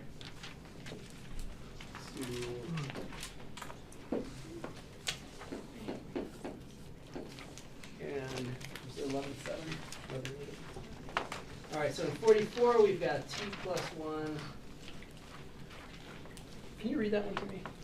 My glasses are, it's too dark. So RT equals t plus 1, comma, 2t minus 3, comma, 6t for 0 less than or equal to t, less than or equal to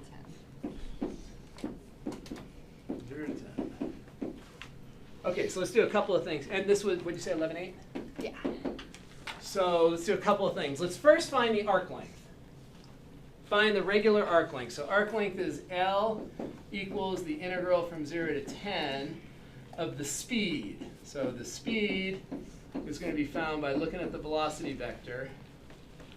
And that velocity vector, oh, this still doesn't have a t left over, but this will help us though. You know what I mean. So the square root of 1 plus 4 plus 36 dt, square root of 41.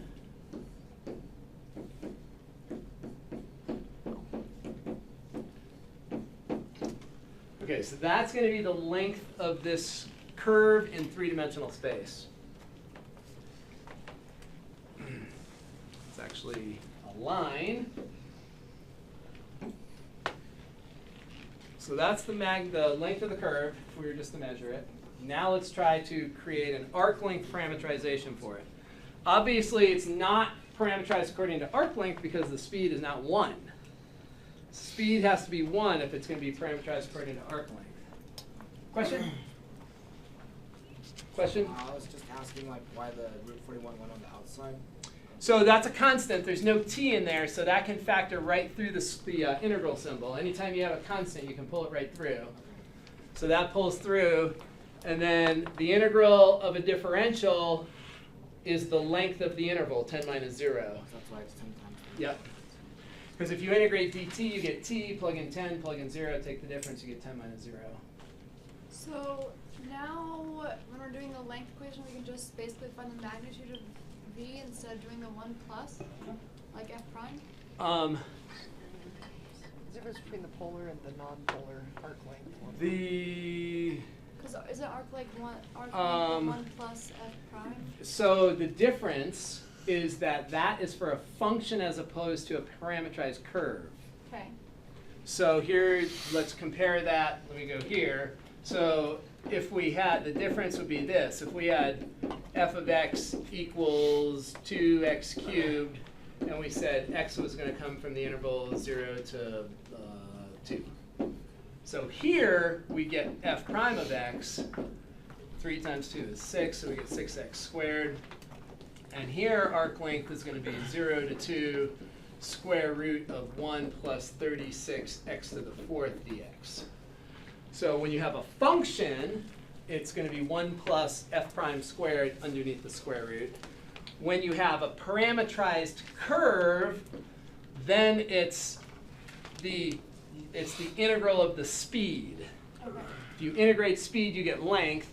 If you were to write this formula out in gory detail, this is really x prime squared plus y prime squared plus z prime squared dt. Right, we're taking, here's x, the derivative of x squared. The derivative of the y component is 2, and then we square it. Derivative of the z component is 6 and square. Does that make sense? Yeah. So function versus parameterized curve.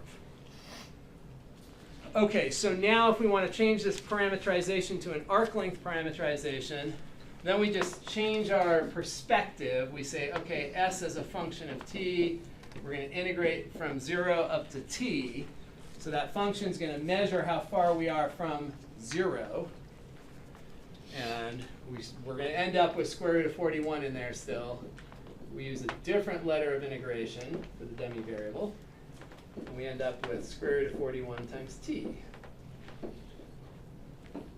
So this tells us that we have to replace t with s divided by 41 to change the parameterization to an arc length parameterization. Well, You mean s divided by square root of 41? Say that again? Yeah, you didn't say anything about s divided by square root of 41. You just said s divided by 41. Square root of 41. S divided by square root of 41. S Is divided by that- square Where did the 10 go in the 10 square root of 41? Where did it go? Yeah, come from.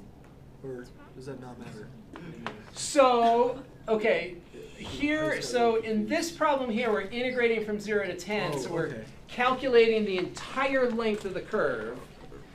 Here, we're integrating from 0 to t, so notice that t minus 0 is t, 10 minus 0 is 10, so the multiplier in front of the square root of 41 is t versus 10 just because we integrated to t instead of to 10. Okay. that So if makes you let t be 10, then you'd be back up there above. sense. Okay. If you let t be That's 10, you'd be what at the end, Thank you. at the end of the curve. Yeah, good question. So then we have t plus 1. So our parameterization then will now be a function of s, a parametric function of s. So we're going to plug in s over root 41 for each of those.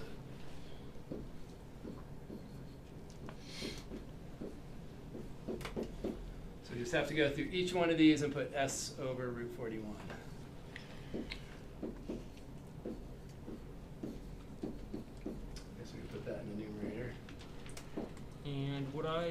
saying that S is between 0 and 10 squared 41? Or do I Let's have that? find out. I think that sounds plausible. We'll check that in just a second. So here is the parameterization. Let's put that 2 in the numerator. Looks a little better. So that will be the parameterization according to arc length. If you take the velocity vector for this parameterization and find its length, it'll be 1. So if you, should we check that just to make sure? So V of S is the vector 1 over root 41, comma 2 over root 41, comma 6 over root 41, and the magnitude of V of S is 1. Square, square, square, you end up with 36 plus 5, which is 41 over 41, which is 1. So that's definitely a unit speed curve. And then we have to figure out the domain for the S parameterization. So let's figure out what the S values are. So we look right here, this equation, that's telling us how S and T are related.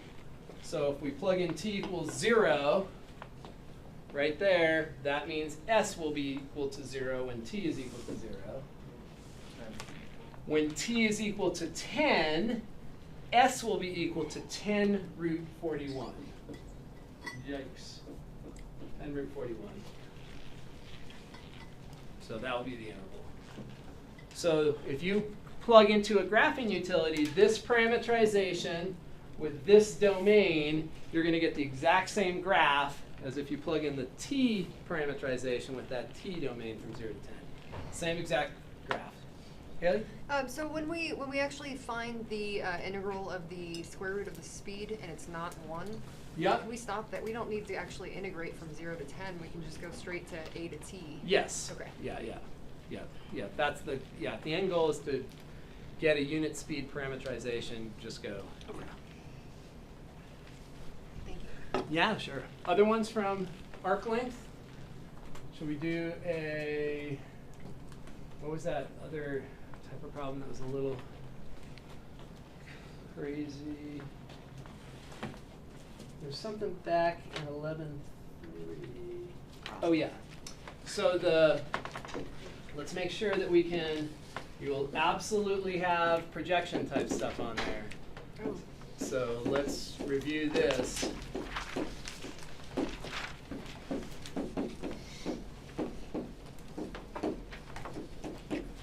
So finding P perp. Very typical question. So if we have a vector u in three-dimensional space and we have a vector v, we want to project u onto v. Really impossible not to have this question on there. So important. So important to be able to project. So we ended up coming up with a fairly easy projection formula. What was the numerator? Oh, Yeah. yeah. V. That's probably the easiest way. You could also do it the length of v squared. You could modify it a little bit. But that's the formula that most people use for projection. And that's not too hard. We dot product, and remember dot product, we go right across the components and add them together. And then v dot v is really just squared, squared, squared, added. And then we put our vector v here, 3, -2, 4. And so when all is said and done, looks like we have 9. That's a 6 right there. Over 29. And then distribute that. I don't need to. Make sense? So basic projection problem. And then how do you find P perpendicular? Just about to ask. So P perpendicular, we take the vector that we started with, u, subtract off this vector,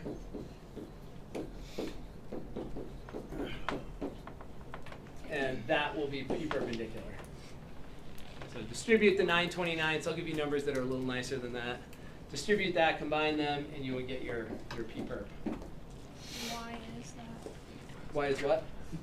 Why can we? Why is that formula what it is? Yeah. So when you're imagining the setup here, you've got this, you've got this. So usually we draw it this way just so that we can write it the same way every time so you can get a good image in your mind. And P perpendicular is going to be the vertical vector there. And so these are vector components. So we could rewrite U as P plus P perp if we use the triangle or the parallelogram rule for addition. So U is the sum of those two. So if U is P plus P perp, then P perp is U minus P. That makes sense. Yeah, basic subtraction. Regular subtraction. All right. Another super common application problem. Find the distance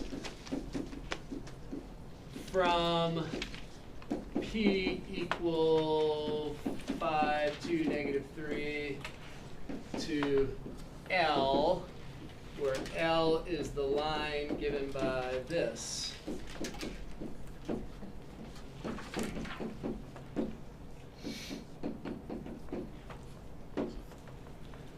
So we have a line in three-dimensional space. We have a point that theoretically it's not on the line. I better make sure it's not on the line. If it was, that would have to be equal to a T would have to be a 4. Yeah, so it's definitely not on the line. So we want to find the distance from the point to the line. What do we do?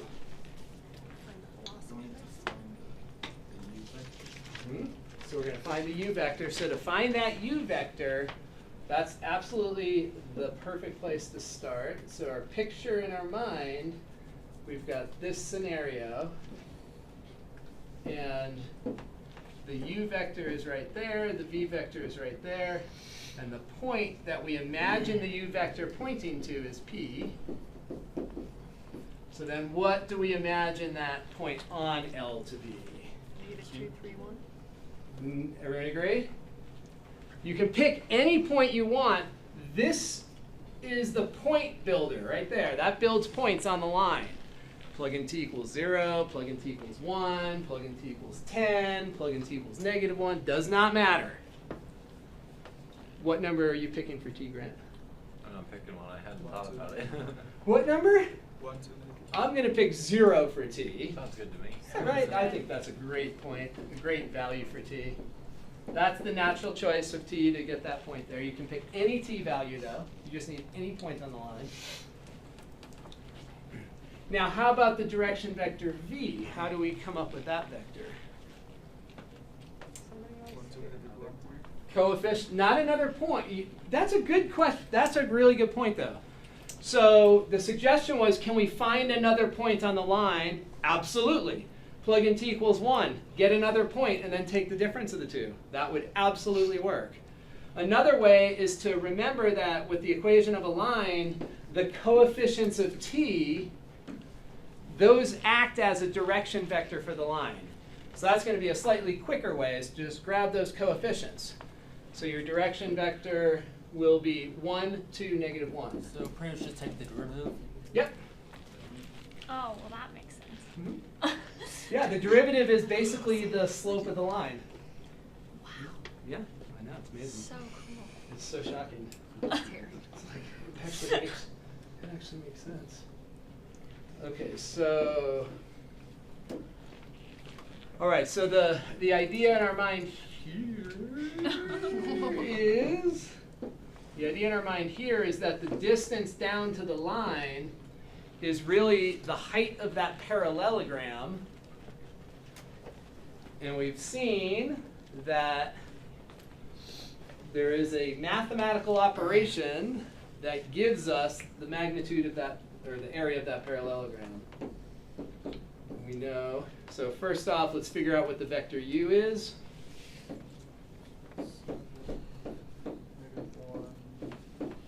Everybody agree with that?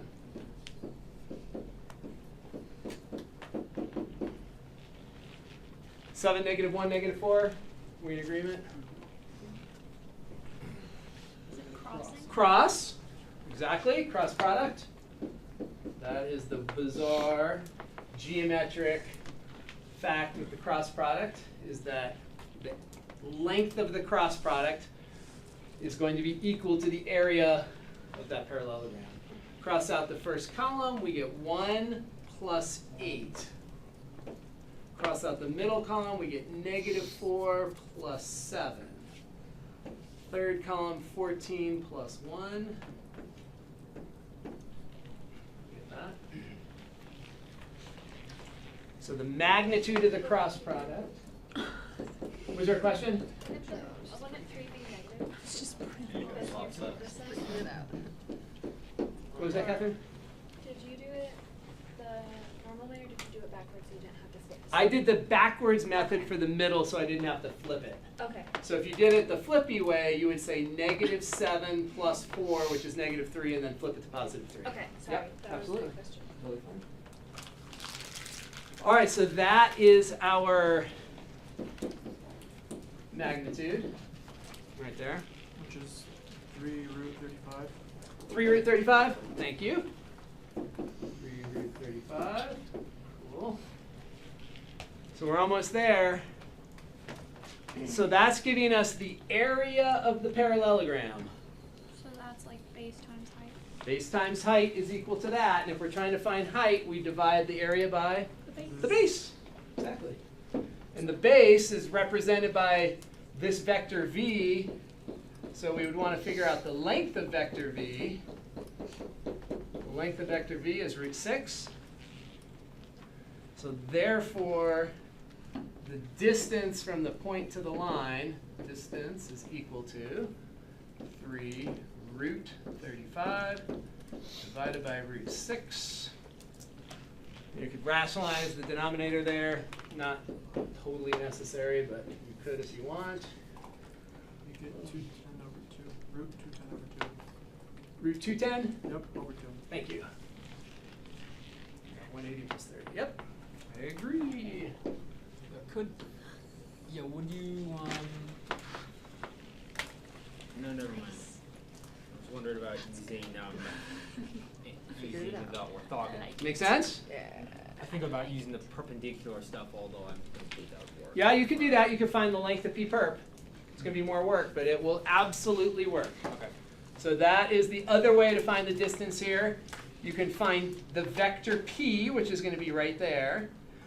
Subtract it from u to get the vector p perp, and then find the magnitude of p perp. Totally Why works would out. that be It's not going to be a lot more work. It's not going to be a lot more work. Okay. You could do it that way. It's not going to be that much more work. Would you be specific as to if I you don't care wanted which way us you to do it. find it this way? Doesn't matter which way you do it. Does not matter. Do it Yeah, do it both ways. Be an Do it both ways. Okay, let's see. So let's make sure, basic question that is super important is to be able to find the equation of the line through 2 points. Yeah, let's do that. That is very, very important. So we want to find the line L that goes through those 2 points.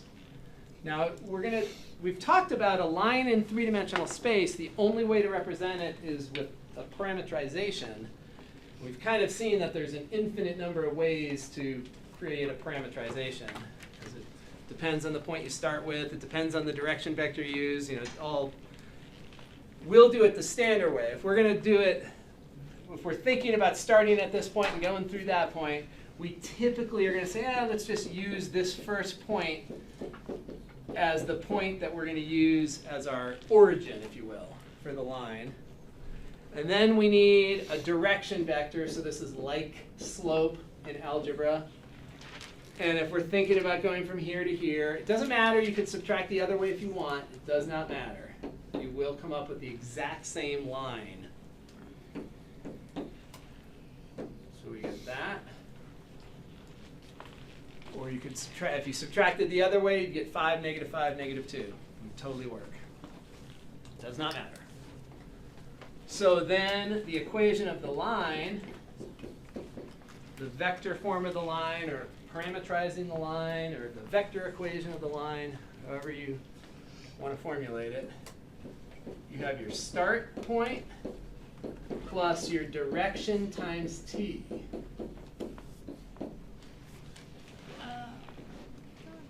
So starting point and then direction times t. So the equation of our line